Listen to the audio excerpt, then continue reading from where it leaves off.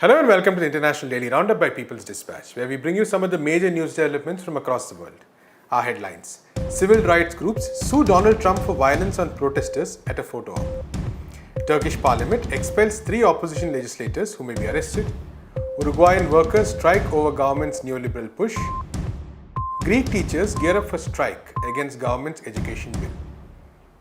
We begin with an update from the ongoing protests against police violence and racism in the US. A lawsuit was filed against US President Donald Trump, along with other top officials of his administration on Thursday. The American Civil Liberties Union, ACLU, announced that it, along with other civil rights groups, was filing the lawsuit on behalf of Black Lives Matter. The lawsuit charges Trump of violating constitutional rights and is related to violence by law enforcement agencies in the US capital, Washington, D.C. on Monday. The violent eviction at Lafayette Square, adjacent to the White House on Monday, with tear gas and other weapons, wounded dozens and led to the arrest of over 800 people in a single day. It was reportedly done to clear the path for Trump to walk up to the historic St. John's Episcopal Church, adjacent to the square, for a photo op with a Bible. Apart from the president, other federal officials named as defendants in the lawsuit are US Defense Secretary Mike Esper, Attorney General William Barr, and the Director of the Secret Services, James M. Murray. The lawsuit alleges that these officials, particularly the president, conspired to violate the constitutional rights of the protesters. In our In Focus section, we bring you footage from the ground in the United States from our friends at Breakthrough News. They talk to those taking part in the protests and the relatives of some of the victims. It's Dion Smith. I'm from Stockton, California. My son was murdered by 2 Stockton police and the sheriff. My son's name is James Rivera, 16 years old, unarmed. He was executed a day before his 17th birthday. Ms. Smith, what was it that brought you all the way from Stockton, California here to Minneapolis, Minnesota? When I heard the cry of Floyd, when he says mama, and when I was watching the video, I had to watch it twice. And I said I have to come because he had called for the mothers. And that's why I'm here. What would justice look like for you in cases like this? When we start seeing officers being put in prison for murder. Tell us the loved one you're here standing for. Yes, my name is Dee Friday Hall. My son is Kobe Friday. He was executed August the 16th, 2016 in Stockton, California by Officer David Wells. And the nature of the assassination was a mistaken identity. So actually, my son was going to the corner store and he was pursuing a suspect, and he didn't have a visual, he didn't have a digital, he didn't have a picture of the person that he was looking for.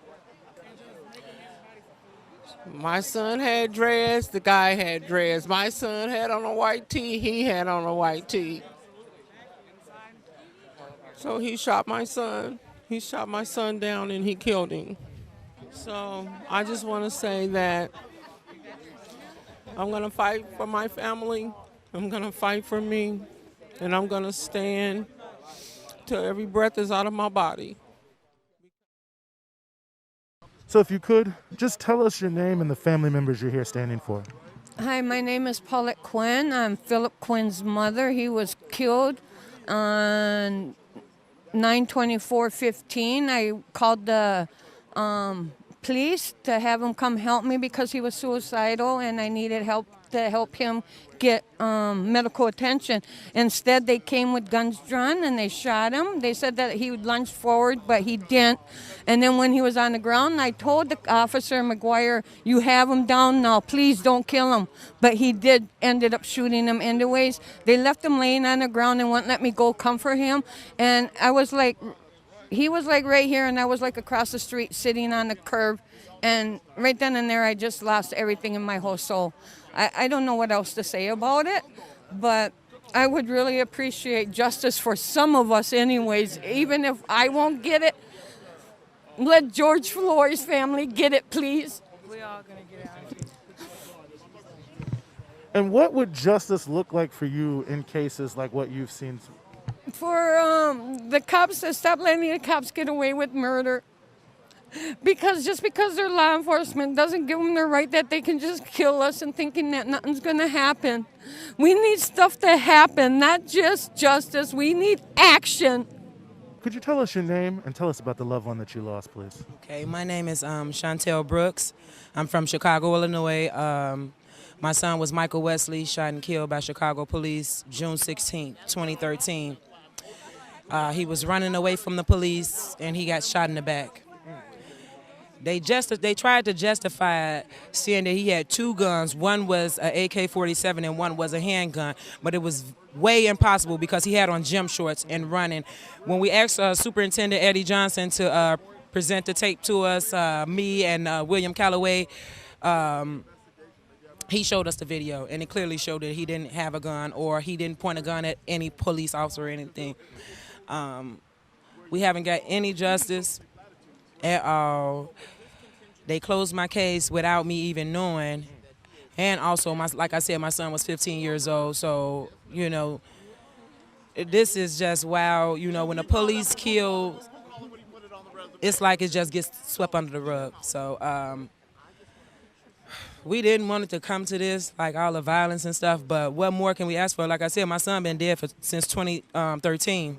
And we've been out here, boots on the ground, steady moving forward, trying to have peaceful protests and stuff like that. But then when buildings and things get burned down, people want to say that, you know, we're wild and hooligans and all that type of stuff.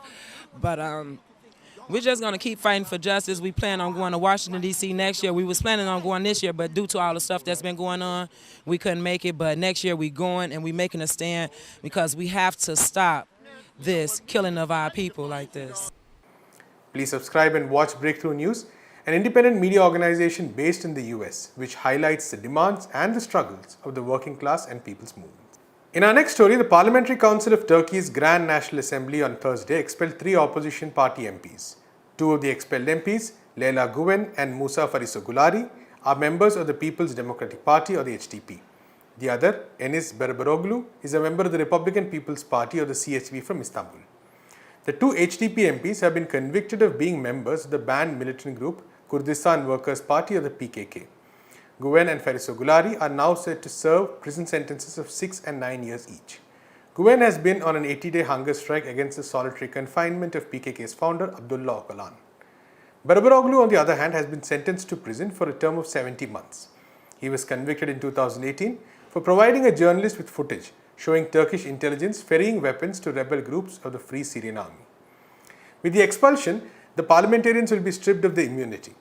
All 3 MPs had sentences against them upheld at Turkey's highest court of appeals.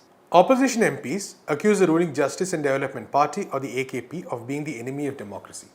The HDP parliamentary leadership called the move a pro-government coup. Uruguayan workers went on a 4-hour national strike on Thursday and demonstrated in the capital Montevideo. The mass action was in protest against the Urgent Consideration Law, or the LUC, that is being promoted by the ruling right-wing government of President Luis Lacalle Pou. The LUC is a neoliberal package of 476 articles that will affect various public sectors such as health, education, housing, social security, economy and employment. The unions say that the law favors big companies and will affect the generation of employment through domestic industries. The union leaders have questioned the priorities of the national government and the promotion of such a law in the midst of a pandemic. Under the slogan of the urgency is the people, protesters wore face masks and maintained social distancing. Thousands of citizens and workers participated. A massive demonstration was carried out outside the headquarters of the General Assembly while the Senate was debating the vote on the said law. The call for the strike and the mobilization was given by the Trade Union Confederation, the PIT-CNT. And in our last story, teachers in Greece are gearing up for another mobilization against the Conservative government's new education bill. Teachers and staff unions, along with the All Workers Militant Front or the PAME, have called for strikes across Greece on June 9th in protest against the neoliberal reforms in education. The proposed legislation by the ruling New Democracy government in Greece has attracted widespread opposition. The bill plans to introduce massive fund cuts for schools, privatize university departments, and increase class sizes. Trade unions have argued that the bill will put a great deal of pressure on students as it will introduce measures that will put exams at the center of the schooling process. There will also be compulsory transfers of students to increase class sizes. The government will also set up harsh disciplinary and surveillance measures for students, including a controversial move to install cameras inside classrooms. It will also lead to job losses for many educators once class sizes increase, as it will leave hundreds of educators redundant. It will also put into process a corporate-style evaluation process which will punish schools for not living up to certain standards and will affect poorer students the most. That's all we have in this episode of the International Daily Roundup. We'll be back on Monday with the latest news from across the world. Until then, keep watching People's Dispatch. Cantar que vamos a triunfar, avanza ya.